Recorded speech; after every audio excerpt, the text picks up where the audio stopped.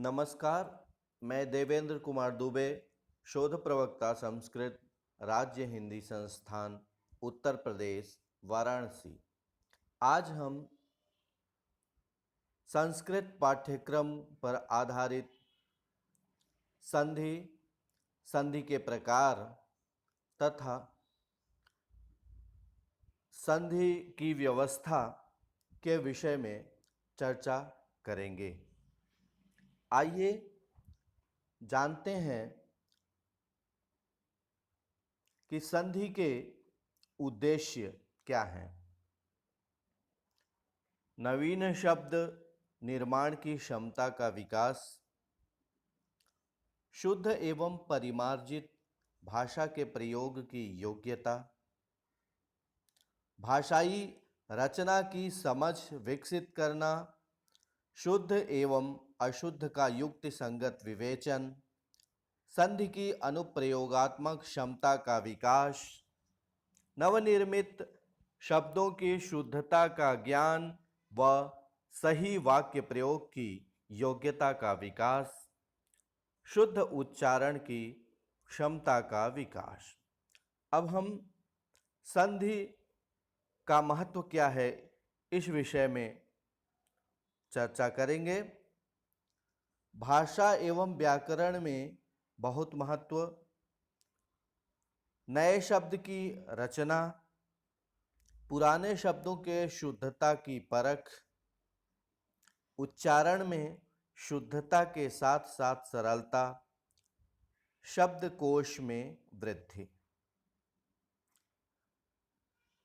अब हम संधि क्या है, संधि क्यों होती है, इस विषय पे चर्चा करेंगे।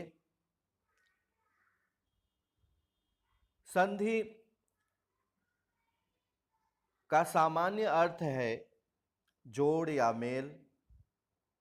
जब हम बोलते हैं तो शीघ्रता के कारण वर्णों का अलग अलग उच्चारण नहीं हो पाता है। ऐसी स्थिति में उनका मिलजुल कर एक नया उच्चारण होता है। इस नए उच्चारण में जो परिवर्तित वर्ण बन जाता है उसे हम संधि द्वारा बना हुआ वर्ण मानते हैं। संस्कृत भाषा में जब दो वर्ण पास पास होते हैं तब कभी कभी उनके उच्चारण में स्वाभाविक परिवर्तन हो जाता है। जैसे इति और आदि, इन दोनों शब्दों का बिना रुके हुए हम यदि उच्चारण करें इति आदि इत्यादि इत्यादि इत्यादि, तो स्वयं अपने आप इत्यादि बन जाता है। यही जो वर्णों का स्वाभाविक परिवर्तन है,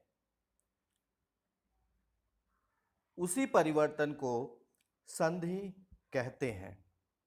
अर्थात दो वर्णों के अति समीप आने के कारण उनमें होने वाला परिवर्तन संधि है।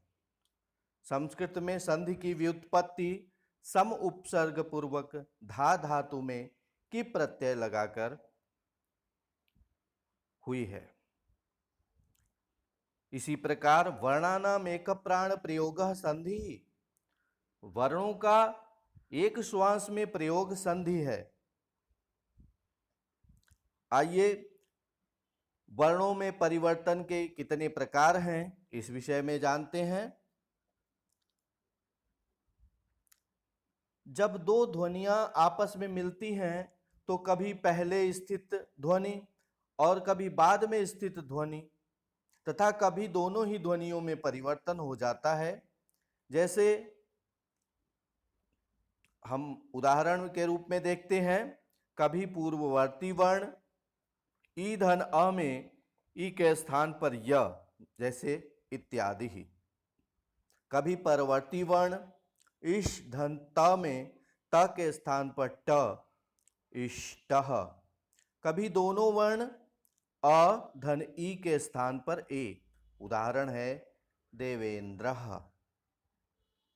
अब हम देखेंगे संधि की स्थितियां कितनी हैं, कितने प्रकार से वर्ण जब आपस में मिलते हैं तो संधि की परिस्थिति उत्पन्न होती है। पहला है जब स्वर से स्वर मिलता है तब वहां पे संधि होती है। जैसे तव धन अयम तवायम। स्वर से व्यंजन के मिलने पर भी संधि होती है। भव धन्मी भवामि। व्यंजन से स्वर के मिलने पर भी संधि होती है। दिक धन अंबरम दिगंबरम। व्यंजन और व्यंजन के मिलने पर सत धन चित सच्चित। विसर्ग और स्वर के मिलने पर भी विसर्ग में परिवर्तन हो जाता है और संधि बनती है। निधन आश्रयः निराश्रयः। विसर्ग के बाद व्यंजन आने पर भी विसर्ग में परिवर्तन होता है। भाह धन करः भास्करः। अब हम देखते हैं संधि की व्यवस्था क्या है, संधि कहाँ होती है। तो इसमें तालिका में देखेंगे अंतः पद संधि, अर्थात पद के भीतर होने वाली संधि।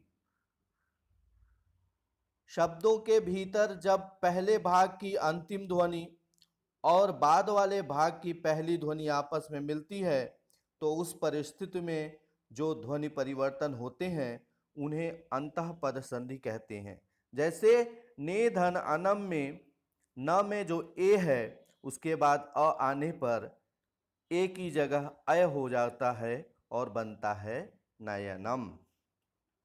इसी प्रकार वाक्यगत संधि, वाक्य के भीतर या समास में जब पहले स्थित पद की अंतिम ध्वनि और बाद में स्थित पद की पहली ध्वनि आपस में मिलती है तो उस परिस्थिति में होने वाले परिवर्तन को हम वाक्यगत या पदांत संधि कहते हैं।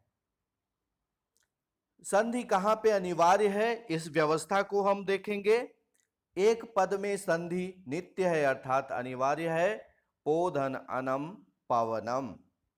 धातु और उपसर्ग में संधि नित्य है अनिवार्य है।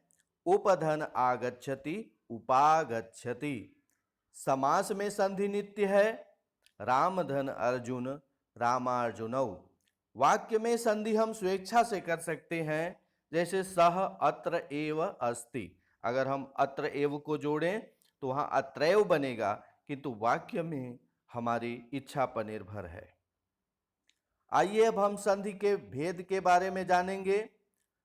संधि के 3 प्रकार हैं, स्वर संधि, व्यंजन संधि और विसर्ग संधि। अभी तक हमने संधि की व्यवस्था, संधि की स्थितियां और संधि के भेद के विषय में जाना। हमने देखा कि संधि का उद्देश्य क्या है और संधि का भाषा में कितना बड़ा महत्व है। इन सभी विषयों को हमने अच्छे ढंग से जाना और हम यहीं पर पीपीटी को समाप्त करते हैं। धन्यवाद।